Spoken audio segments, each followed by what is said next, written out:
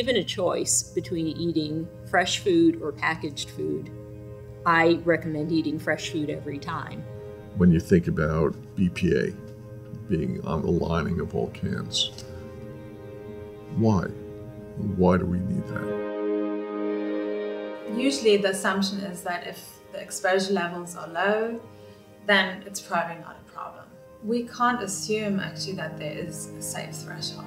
Neurological effects and behavioral effects and IQ effects. Diabetes and obesity and ADHD and autism and even Alzheimer's and Parkinson's and certain cancers. Anything that food comes into contact with during manufacturing and packaging has chemicals. In some sense, it's a product not just of, oh yes, it's natural because we need cans. It's because we eat in a certain way. And we've been taught to eat in a certain way. And we've created industries that depend on eating in a certain way, out of cans, out of processed foods. In an ideal world, as soon as you see a problem, you want to address it. Practically speaking, how do you make that happen?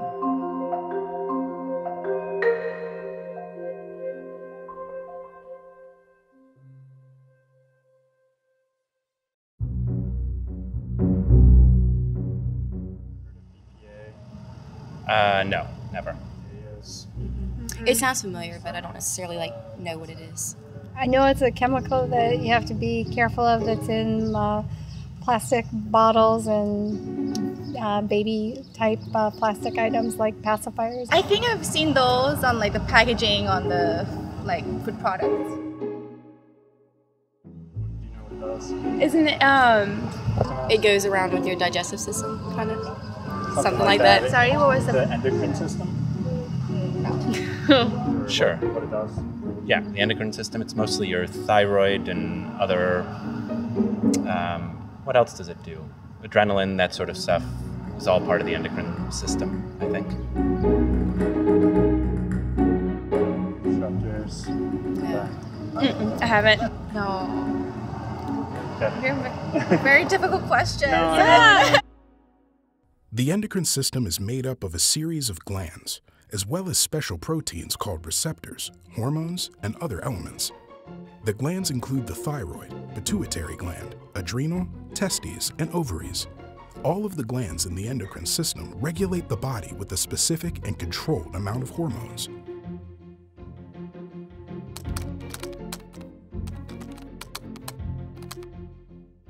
Well, now that's a hard question. So the question is, what diseases do EDCs cause?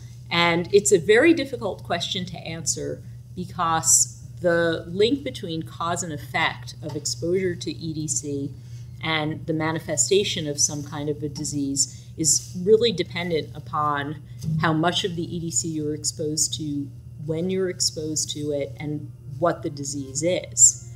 We also are really concerned about the fact that developmental exposures to EDCs, meaning when you come into contact with one of these chemicals as a fetus or as an infant or as a child, it may not have any effect at that particular time, but it may change the development of that tissue or those cells, so that later in life, when you're more likely to develop an endocrine disease, then you've had this pathway triggered that you have a higher likelihood of developing a disease. The people most susceptible are children, of course, because they're developing. When you get endocrine disruption during development, it changes the course of development. You can't rewind the tape.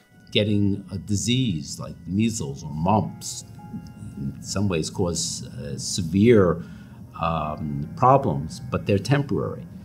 The problems that chemicals cause are frequently permanent problems. People need to understand that these are contributing to things like diabetes and obesity and ADHD and autism and even Alzheimer's and Parkinson's and certain cancers and reproductive problems, fertility, all these things that everybody is dealing with on a daily basis. I mean, you could ask an entire room full of people if they've got this somewhere among their friends and family, and I bet everybody's hand would be up. I'm sure that if you tested me, and if I tested you folks, and we tested anybody in the industrialized world, we would have some level of it in our bodies. You know, that's already been shown. In fact, I think it's something like 90 or 95% of the population has measurable levels of BPA in their bloodstream.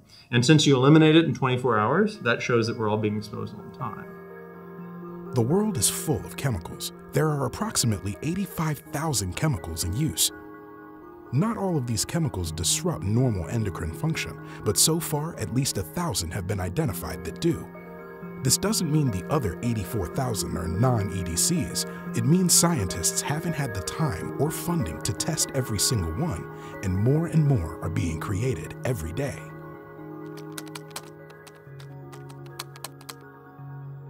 If you look at the estrogen molecule and you look at BPA, the one thing they have in common is you have a benzene ring, so a 6-membered aromatic ring, with a OH group, a hydroxyl group attached to it. That structure, which is called a phenolic structure, is common to most molecules that will bind to estrogen and estrogen-related receptors. So bisphenol A has that as well. It's also got a phenolic hydroxyl. So the point is that any molecule that you can think of that has this phenolic structure in it, I can't promise you it's a hormone analog, an endocrine disruptor, an estrogen mimic, but it's got a much higher probability of being one than a molecule without that structure. What happens in one simplistic version of endocrine disruption is a chemical that is shaped a little bit like that hormone. It binds with the receptor, and so it turns on the gene when the gene wasn't supposed to have been turned on, or it prevents the receptor from turning on, so you lack the protein that you need. That's a general statement of what endocrine disruption is about. It's interference with hormone signaling. It's hormone hacking. And the challenge is we don't know how many substances are out there that are endocrine disrupting.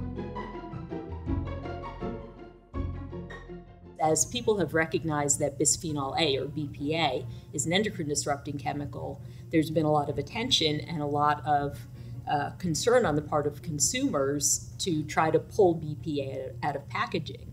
And I think that's been very important. But the problem is now when you go to the store and you see something that is BPA free, what they don't tell you is what is the replacement product for the BPA. There's this false sense of security that you can get from buying a packaged product that says BPA free, and you go, oh, okay, this is great. I'll put, the apple juice in my baby's sippy cup because it's BPA free and I don't need to worry about it anymore. But there could be something in there like the other bisphenols, BPS or BPF or BPN. We know that there's a number of EDCs that are used in food packaging. We don't know exactly at what levels they're being used, but the fact that we don't have any regulatory screening requirements for EDCs is of concern to me. The more acidic the food, or the more lipid, the more fat in the food, the greater the amount will be in there. Something like Coke is extremely acidic. So Coca-Cola cans, Coke has come out and said, yeah, we have BPA. So many foods now that we eat, especially in the United States, are packaged even in smaller and smaller containers. So the sort of the ratio of packaging to food is shifted. People don't buy things in bulk anymore. They buy smaller packages, so there's more contact. So, for example, plastic containers are an important source of exposure. Many public health scientists actually recommend not microwaving food in plastics, taking things out of containers, putting them into ceramic or glass, instead of cooking in plastics.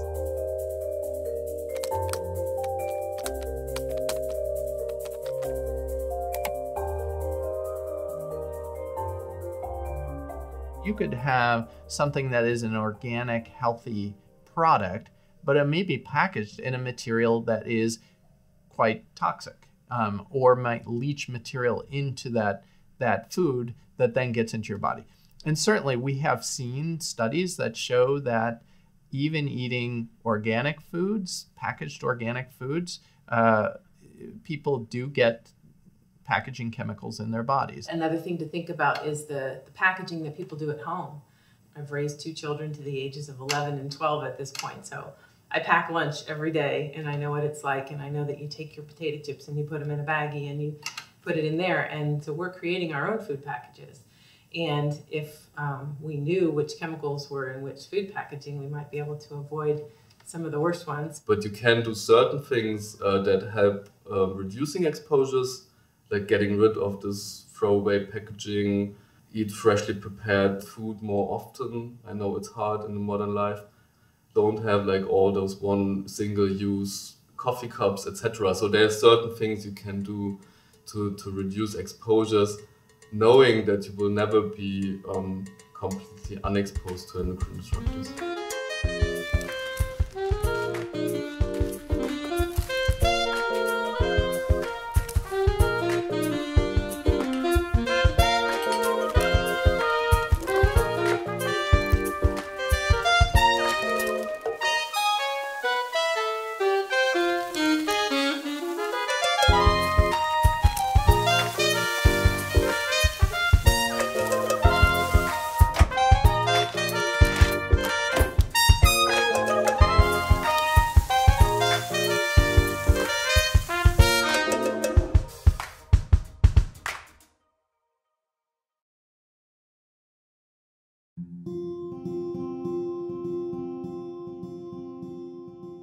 Realize the problem is that a lot of people know already that it's bad packaging. They don't even know why, but they have a feeling it's not so good and all the waste. And from knowing to doing something, there's like a bridge missing very often. Of course, they know they could go shopping at our shop, but it's always very hard for them to make that switch. And we've been trying to figure out how and why. We started an online magazine in Germany to write about how you can live a more sustainable life without packaging in general. To make people understand how easy it can actually be. So it's cool. I really like that the whole zero waste lifestyle is easy and look at it and so hip, and it's taking place on Instagram. It's very mainstreamy, although it's very ecological. So it helps people to make a switch from, oh yeah, I know, and oh yeah, I'm changing something.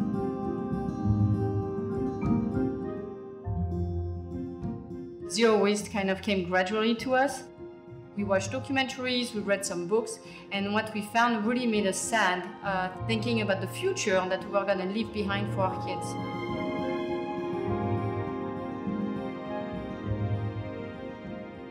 So at first, I decided to bring totes to the store, and then I decided to shop in the bulk aisle. Then I thought I can also eliminate the bags that they give you in the bulk aisle if I just bring my own cloth bags. I decided to also eliminate all the meat, fish, deli, cheese wrappers by simply bringing my jar to the counter. And little by little, we tackled every wasteful aspect of our lifestyle. One of the reasons why we went towards the zero waste lifestyle was to eliminate contact between the food and the packaging. Now, I am aware that there is some type of packaging that's bringing my food from the manufacturer to the store. But my food is not directly necessarily in contact. So when you buy in bulk, if it's a big bag, you've obviously had some food in contact with it, but because the bag is much bigger, you don't have as much contact. Today, we really stick to the zero waste lifestyle for the fact that it saves us a huge amount of time, a huge amount of money. As a matter of fact, we've calculated that it saves us 40% on our overall spending. And we've also found that we live a healthier lifestyle this way. Accepting is condoning. So if you take plastic bags or if you buy packaging, it's a way for you to invest your money in that practice.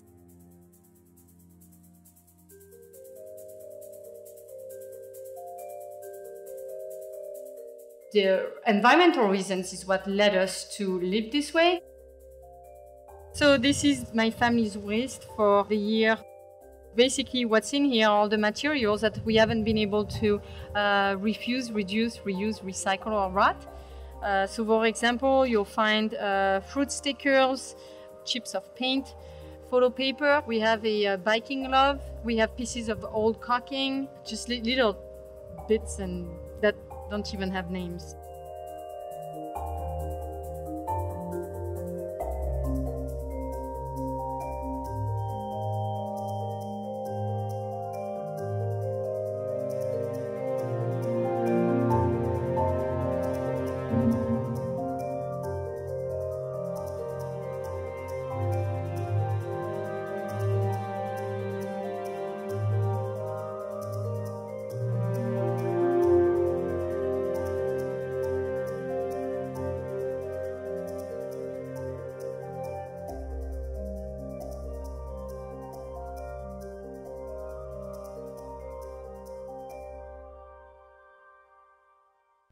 Green chemistry is the design of chemical products and processes that reduce or eliminate the use or generation of hazardous substances. Green chemistry applies across the life cycle of a chemical product, including its design, manufacture, use, and ultimate disposal. We're really good at discovering now, using modern tools, what chemicals are problematic. It takes us a long time because there's so many, but we're good at it. The problem that we face is that for most of them, any replacement that we use was synthesized using the same flawed criteria, same flawed design processes that led to the bad thing in the first place. You know, I think the chemists who developed these materials at the time they did it were thinking the same way that we are now. You know, hey, we want to develop a good material. We want to make this neat material that'll help people. It'll let us do all these cool things we can't do. And you know, I think all of the stuff in general has come from a good place. But of course we learn. And as we learn, we realize that, okay, well, maybe some of these materials that we thought were really good in these applications, maybe we can do even better. Maybe there are some things we'd like to avoid. There are rational things we can do in the absence of absolute knowledge. And even in the absence of good proof of danger, we could think about whether there's reason to suspect that there's going to be a problem if we widely distribute it. These materials weren't designed to be toxic. They weren't designed to hurt us. They were designed to perform and be cost-effective. Now, how do we make cost-effective, high-performing materials, chemicals, plastics without the harm? And that's really what we need to be doing rather than focusing just on how bad everything is.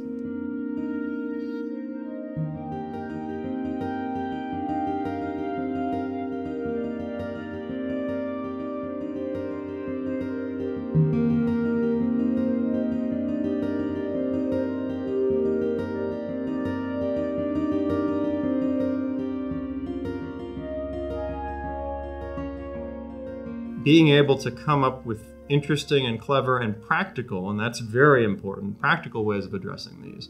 It's a challenge, but you know, if it was easy, somebody would have done it already, right? So it's kind of interesting in that regard. It's stimulating in that regard. It forces you to think and reevaluate what you want to do as far as a particular application or materials requirement is concerned. And of course, if you manage to pull it off, then that's obviously very satisfying, because at least you'd like to believe that you've, at least in some incremental way, help to improve things a little bit. And I think, you know, most scientists want to do that. Most engineers want to do that. They really want to see that their work has a positive impact on, you know, the society that they are a part of and the people around them and that sort of thing.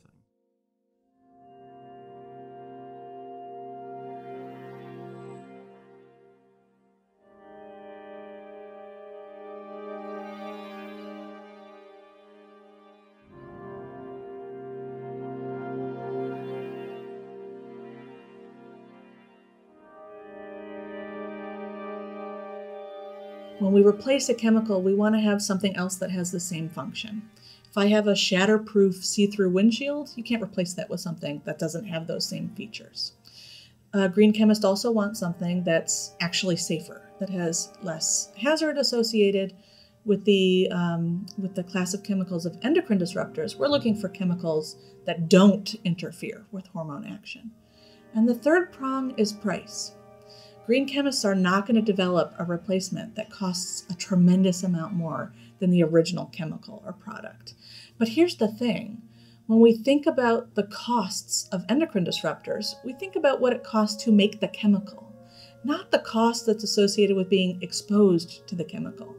And the reason why is that the cost to make the chemical is borne by the manufacturer, and the cost of exposure, that's borne by all of us.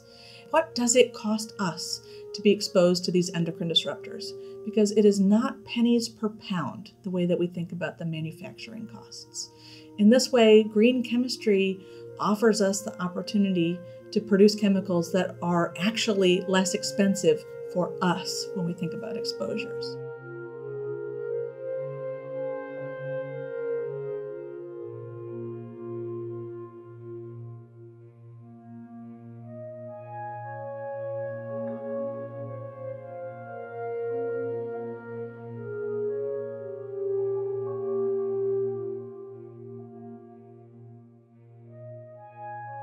The foods we eat, the clothes we buy are not just central to our own lives, but are part of the entire national economy. Consumers have the ability to vote with their dollars. They can choose not to spend money on products from companies that they are worried about, from places that have committed to maintaining endocrine disruption production. And that is responsibility of companies, it's the responsibility of society. And I think that in a rational society, that's what we would do. Synthetics are a way of life, and so we're all partly plastic at this point. And we're all awaiting to see what happens. I'm old enough, so I'm probably not going to feel the direct effects, or at least I will for a short time, but I'm not going to be here in 20 or 30 years. But you guys, you have a lot of work to do. So keep doing it.